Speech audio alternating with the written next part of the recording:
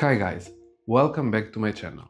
Today I'm going to show you how to install crash bobbins on your SMC R 390. I'm going to install the Savage Racing Parts bobbins and I will link them down in the description, and at the end of the video I'm going to give you a small review about fitment and quality.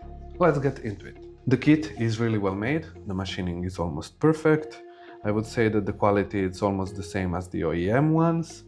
And yeah, in the kit you get the frame sliders, front axle sliders and rear axle sliders. You can distinguish these two because the front axle sliders have a bolt and the rear one not. The black rod is for the front and the threaded rod is for the back.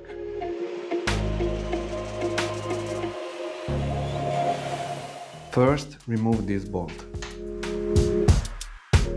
Now you take this part, you put the bolt through it, then you take this little spacer, you put it in, and you can bolt it on, but don't tighten it all the way, just a little bit.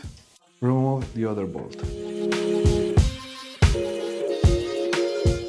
Take the other spacer, put it in, turn this part until it's on the hole.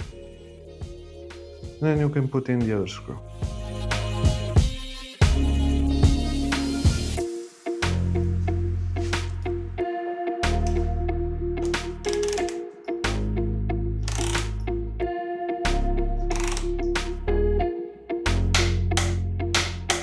To tighten the second bolt with the torque wrench, you need to remove this fairing. I want to do this in this video.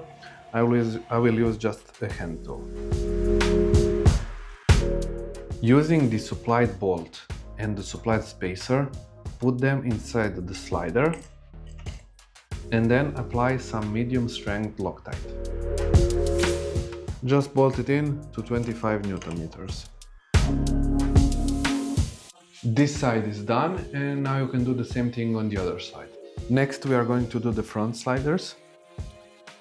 You have one with a notch and one without. The one with goes on the left side and the one without on the right side. So, take the one on the right, take the bolt, put some medium strength Loctite on it, put the bolt inside and thread the rod. Slide it in from the other side. Take the other one, put the bolt inside and thread it on.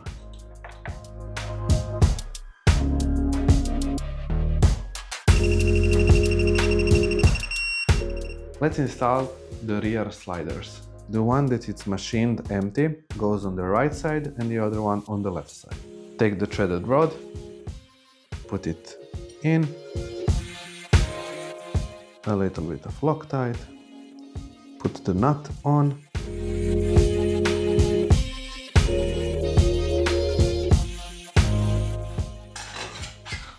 and just slide it in. Now you can do the same thing on this side. Put the slider on and the nut.